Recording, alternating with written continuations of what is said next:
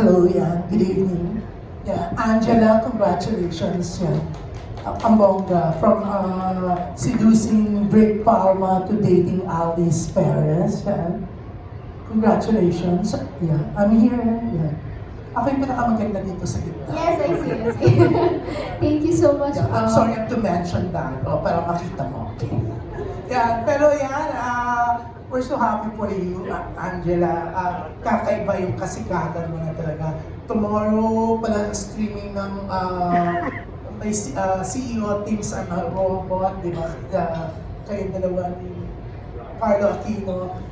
But now, Viva One's launching Dating Alice Perez Ready. Ibang-iba na ang career mo ngayon. Sobrang sikat. What can you say? I'm grateful po. Actually, lagi ko to sinasabi na it doesn't sink in, pero it never really does.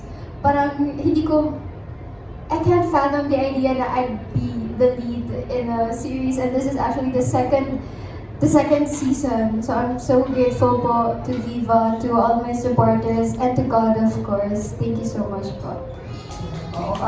Sobrang yung blessings, no? I'm sure yung mom mo after, she's really watching you, di ba? Ginaguide ka. Actually, she's at home right now. I heard. And I, before I left, I kissed her and said, "Wish me luck, Mom." And I feel like she's always watching over. Yeah. Again, congratulations. Siyempre, ito, ang Bongga Ravin, kayo pa rin magka-partner. Opo. Pero siyempre may ka-triangle, di ba? Yes po. Are you ready na may ka-triangle na kayo? Siyempre, kailangan mas extra effort on your part, di ba? Opo, ready naman po. Kasi parang sa season 1 naman po, yung Seducing Drake Palma, meron naman po kaming love triangle, si Dylan, kaya thankful din po kami sa kanya. Yun po. Pero etong si Sid kasi parang pagkita mo ngayon dito, ang tangkad, talagang parang outstanding din no? Naisip mo yun? Po? Naisip mo na parang hindi ka ba mas na-threaten? Oo. Hindi naman po. Tropa ko po kasi si Zeke. Okay. Yeah, oo. Yan, congratulations. Yan, hindi ka ba na-pressure? Kasi pinalitan mo dito si Dylan Menor, no? Siyempre siya yung unang gumanap. Tapos ikaw, ano yung paghahanda na ginagawa mo o ginawa mo? Kasi, syempre, may gumanap na sa role na to before, di ba? Yung mga fans, for sure, may mga hanap pa natin. Ikaw ba mapapromise mo na hindi nila mamimiss Dylan kasi kakaiba yung pagganap na ibinigay mo dito na tinodo mo lahat? Well, I think for me naman po, hindi po talaga maiwasan na mamiss si Dylan because he really did portray Trey really well, exceptional. Kaya, pero my preparations din naman po, of course, I watched season 1 and then now I'm reading book 2, and especially the script, and may mga workshops naman po. Kaya, definitely prepared naman po. Yan, ang galing mong salita, no? Kakaiba, oo. Yung iba sa, modulate ba siya? Ganyan talaga yung boses mo. Yes po. Lalo na pag malapit yung mic. Can you tell us more about yourself? Saan ka nag-aral? Graduate ka na ba ng college? What? Para mas mas maging familiar ka na sa'yo. Yeah, right now I'm still studying, guys. I'm a third year tourism student. So yeah, working Where? student. Where? Sa school po in Las Piñas. It's called Southville po. Southville po. Sa Southville International School. Yeah, it's so nice. Near my house. Yeah. Pero yun, congratulations kasi ikaw na yung sinabi ba nila sa'yo, you're taking over as yung role natin ni Dylan. Ano na feel mo? Yeah, it's a very unique situation kaya I was very surprised po. And yeah, regarding the question po, I definitely felt the pressure po, of course, especially for someone who portrayed Trip so well. Pero yeah. Yeah. Pero may laban. I'll try my best, definitely. Yeah. Yeah. Pero sa ikaw, sorry, Angela, what do you think? Kasi syempre nakasama mo na siya, nakailang episode kayo, nakapag-taping na kayo. What do you think? Si Sid bilang the new trip. Yeah. Meron po kasi silang ibang atake as Trick Palma, so that's something to look forward to. Both are great actors. Wala naman po ako magsabi in terms of acting. I guess it's just their own take on the character that we have to anticipate. Yan. Okay, pero eto si Direk muna. Kasi baka magtampo siya sa akin, TV close ko si Direk eh. Friendship. Hi, Sir Jun. Ayan, congratulations. Talagang hindi ka na pinakawalan ng diba? Yes. Oo, talagang hindi ka na makakagawa sa Ayun na akong pakawalan ni Papa. Mukhang hindi ka na makakagawa sa iba. Oo. But you're enjoying naman. Of course. Siyempre, trabaho to. Nag-enjoy ako sa Oo. Actually, may nagpapatanong dito, mas mataas ang TF sa season 2, Direk? Sorry, confidential. Pero yung ngiti mo, parang ngiting panalo, parang yes. Parang nasagot ko na sa ngiti ko. So obvious, ang bongga ni Boss P. Pero direct, ito na, second season, dapat namin expect dito sa Dating Alice Perez compared sa Seducing Drake Palma?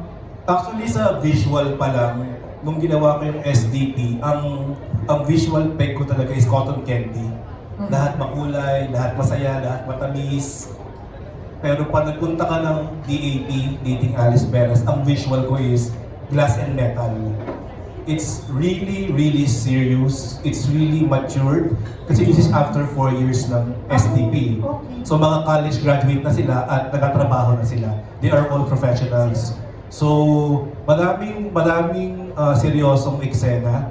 And then, I think ang aabangan nila dito is yung range ng acting ni Sig, ni Angela, at ni Robin kasi sobrang bigat ng pagdadaanan nila sa kwento. Doon ako na-excite. Papunta na kami sa shoot na yun, sa part na yun yung range ng acting nila, na matured na sila, hindi na sila high school dito So yun yung abangan nila at mahuhusay yung tatlo. So how do you find Sid as the new trip? Sig is really good actually. Nung una kaming nagkita pa lang yan, binigyan ko siya ng assignment. Panoorin mo yung season 1, after mong panoorin, basahin mo yung book. Tuwing nagkikita kami, napanood mo na, kalahati na raw. Nagkita ulit kami, napanood mo na, tapos na po na. Very good, basahin mo na yung book. Kasi kailangan pumasok sa sarili niya yung character ni Trick Palma. And then yung DAP, sobrang bigat ng character ni Zig. Yeah. Mawawasak talaga siya dito emotionally. Kaya binigyan ko siya ng warning na paghandaan mo. Even Robin and Angela, ginagawa namin yung Werewolf Boy, sinasabihan ko na sila na paghandaan yun ang DAP. Sobrang bigat ng DAP. So lahat yan, wina-warning ko sila kasi nga medyo challenging talaga yung roles nila. Yeah, you're satisfied with Sid. Yes, of course. Iba yung iba din yung flavor na binibigay ni Sid. Kasi kanina sinabi ni Angela, iba yung atake. Iba. Sasabihin ko, bakit iba? Isang character. Now, I understand kasi it's after 4 years, di ba? Yeah, after 4 years. Okay na mag-iba. Kasi Yes. di ba, lahat naman tayo nagmamature. Diba? Exactly. 4 years is 4 years, di ba? Yeah. Pero direct congratulations and Salamat. good luck for the second season. Itong Dating Alice Perez nga, di ba? Thank you, Sir Jun. Thank you. Thank you, Bibi. Okay, thank you so much, Sir June, for that first set of questions. Coming up from our TikTok content creator, let's hear from Sab Santos. Hello guys, hello. Hi! Yes, congratulations sa season 2. Yung first question ko is for Direk and to our author, Miss Arisa. Sa SDP kasi, there were some changes in the storyline kasi medyo sensitive yung topic And then for that, there are also some issues din na I think the fans also noticed kasi nga matagal na ito nasulat. Will there be changes or how faithful yung storyline for the adaptation to the Yung DEP kasi, meron talaga akong hindi pwedeng tanggalin. Kasi, pag tinanggal ko siya, mababawasan yung character arc ni Drake Palma. Yun yung mga sensitive matter, I think, na bine-mention mo. Hindi ko siya pwedeng tanggalin. Nandun pa rin siya, kasi doon siya masasaktan ng sobra eh. Doon siya i-challenge as a person, as a character. So, I think, kung may binago man kami is towards the end.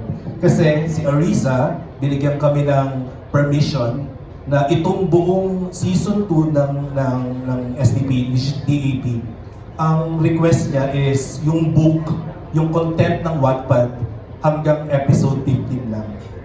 Kami na bahala sa 16. So iyon yung kailangan abangan ng mga tao kasi hindi nyo alam mangyayari kasi kami na yun eh. At nagustuhan niya yung gusto namin puntahan towards the end. With regards po sa sense, yung content ng book 2, before pa ako po actually mag-agree with Viva na gawa ng adaptation yung book 2, I raised some concerns with Direk na yung book 2 hindi to kagaya ng SDP na teenager na kilig-kilig lang. Yung book 2 kasi it actually tackled a lot of sensitive issues. So I told Direk na if gagawin natin to, we really have to discuss kung ano po yung mga gagawin. Not to give spoiler kasi may isang scene doon na pinag-usapan talaga namin ni Derek if we will keep this scene and then yun nga, we discussed na we have to be faithful to the book but at the same time we have to make everything make sense, hindi yung nandito lang just for the sake na ilagay siya. So we really discussed na okay, nandito to pero i-explain natin bakit tayo dumating sa point na ganito. So yun po, and as discussed with Derek, I actually requested po yung last episode na kasi super heavy po talaga ng book na to, so I just wanted to wrap everything up na happy ending. Alam not spoiler, pero marami yung nangyari. Pero yun, alam mo yun, parang close the book in a good way for everyone po.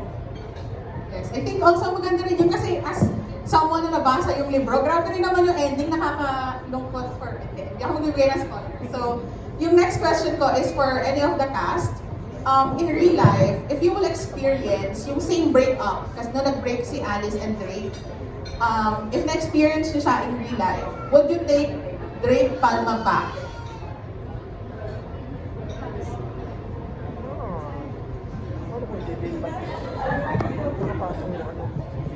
Okay, let's ask the new cast. Ang mga bagong mukha. Okay, dito sa side na to. No? Okay. Would you take Drake back? Okay, Ashley daw muna. Ashley. Is this as Pierre or as me? No, as you, sa real life, kasi di ba si Drake doon, without any reasons actually nakipag-break siya. And then after several years, gusto niya makipagbalikan. In real life, what do you do the same? Pagbalikan ko. No. Yun lang, no. Kasi I think for me, it's really important to know your worth. And if kaya kang iwan ng books. But anyway, yeah, it's important to know your worth. So if iniwan ka for no reason na hindi niya in-explain sa'yo, I think you didn't get considered sa situation na yun, and it's really important to consider the other party when you're doing something, let alone iwan mo, diba? So yeah, no, thank you. Alright, let's hear from Julian. Super gets ko po yung answer ni Ash. Cause like, girls should really know their worth. But I read the book po, and I think Miss Arisa, iniwan po siya ni Drake kasi umiikot po yung mundo ni Alice kay Drake na. And I think, he just really wanted Alice to grow. And nung nakita niya nag-grow na po talaga sila individually apart, and I think nakita na ni Drake na, okay, maybe this time it's possible. So, given that case, I think yes, I would take Drake back. And personally po kasi, I give unlimited chances to my lover. So, yeah, that's that po. Alright, so we have a no, we have one no, one yes. Okay. Okay na. Do you want? Okay, go lang. Whoever wants to answer, sige. So in my opinion siguro, I would not take second chances kasi parang pag in my opinion po pag pinakawalan ka na, may chance na pakawalan ka ulit. So, di ba? it will always be a taint in the relationship. Diba? No relationship is perfect, pero kapag may taint na, wag na.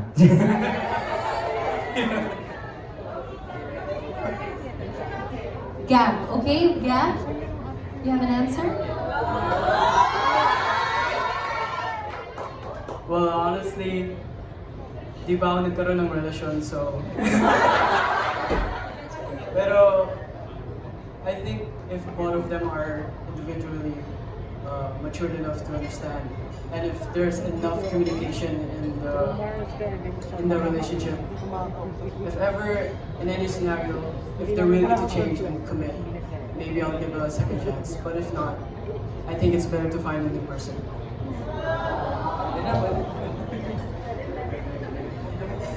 Okay, we're good over here. May gusto pa bang sumagot on the other side, or shall we continue?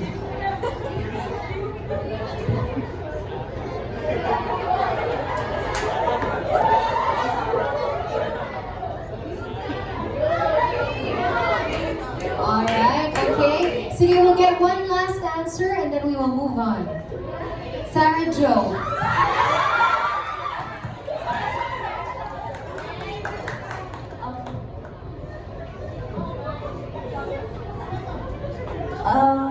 I feel like in the story kasi it really is a special case.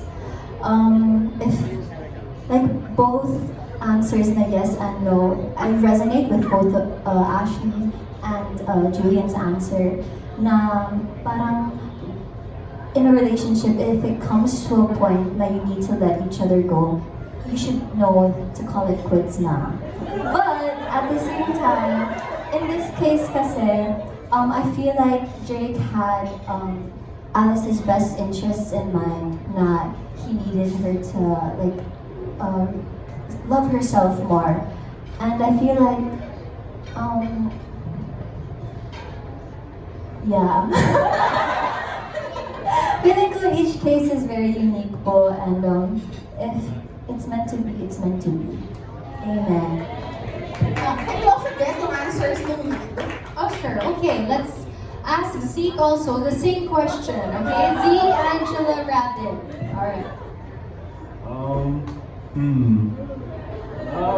Feeling ko po kasi, feeling ko no din po ako eh. Kasi feeling ko in general, like, magpagka-red flag talaga ito si Drake eh.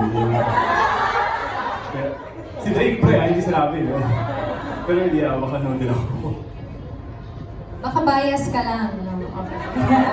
Let's hear from Angela.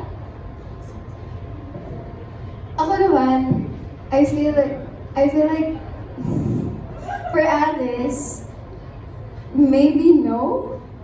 Kasi there was a better way to do it. There was a better way to break up healthily.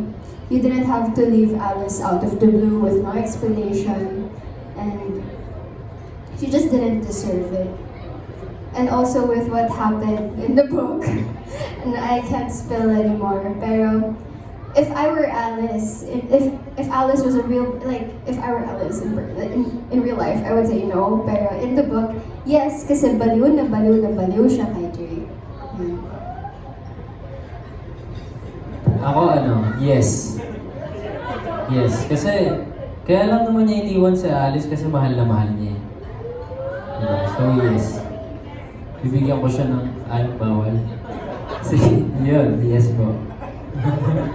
Thank you po. Alright. Thank you for those fun questions. Alright, let's keep this fun discussion going with Kate Adahar from Random Republica over here in front. Hi, good evening. Hello. My first question for the author, where were you in life nung sinulat mo ito? Nabanggit mo kasi may mga sensitive topics based on real people ba yung story? I think po with this book, parang medyo pwede pa siyang i-forgive because it was written in a time na hindi pa ganun ka-sensitive yung mga tao about things in book. So I wrote it, I think when I was in college or teenager pa, super young pa. So I just really wanted to put everything. I didn't really rationalize things. So I was discussing with Direk nung i-adapt na to na, okay, nilagay ko po to Direk, pero kailangan natin to i-make sense lahat. So I'm very, very thankful po with Direk and the entire production na talagang we worked hand in hand to make everything make sense. Kasi as I've said po, sinulat ko to, bata pa talaga ako and talagang gusto ko lang masaktan yung mga characters. Minsan wala lang, parang ngayon nung binabasa ko po to for adaptation, I was like, anong pinagdadaanan ko nung sinulat ko to? So yun po, so sa mga nagbabasahin po yung story, parang trigger warning lang na may pinagdadaanan yata ako nung sinulat ko yun. Pero, so, take the book separately and yung adaptation, although it's based on the book, I want it to be seen as an altogether different body of work. Kasi po, it's an interpretation of Direk na I really, really love and I really respect Direk po sa vision niya sa story na to. Thank you. And for Direk, gaano po kahirap o kadali yung pag-adjust?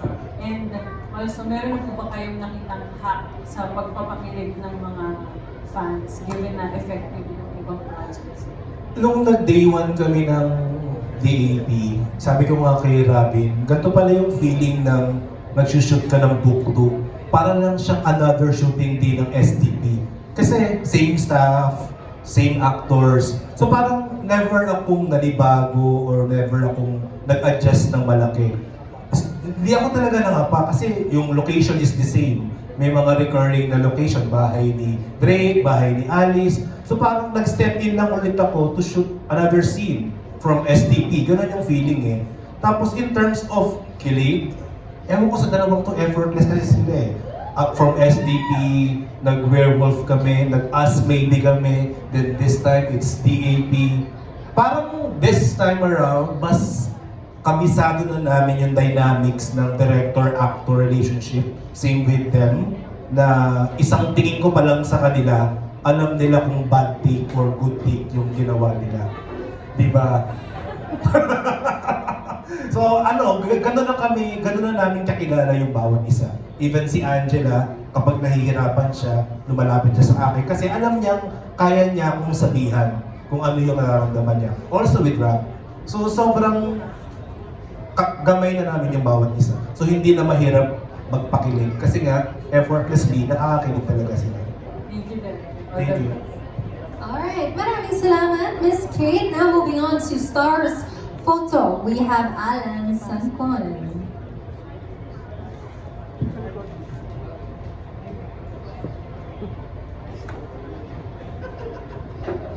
Hello, good afternoon. Congratulations to your new series.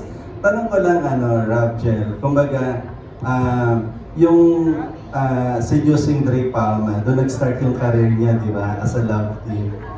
Ano na yung, kumbaga, how do you assess yourself as a love team ngayon na mas mature na yung role na gagampanan nyo rito? At marami bang aabangan na, kasi doon sa first, may mga kissing scene na kayo doon eh. At this time, mas mature na kayo. So, mas mature na rin ba yung mga gagawin yung mga eksena rito?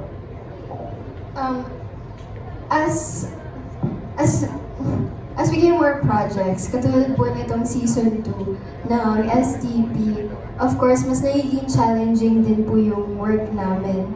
So, same with Alice and Drake, hindi na lang po siya patwitams, sweet. This time, they face real-life challenges na hindi mo aakalain, hindi mo i-expect. So kahit kami na hindi namin na-experience yun, we have to immerse ourselves in it na parang nangyari talaga siya. So that's the challenge. As a love team naman po, we face it together by being each other's strength. Parang lagi namin minomotivate yung isa't isa. Yun po. David.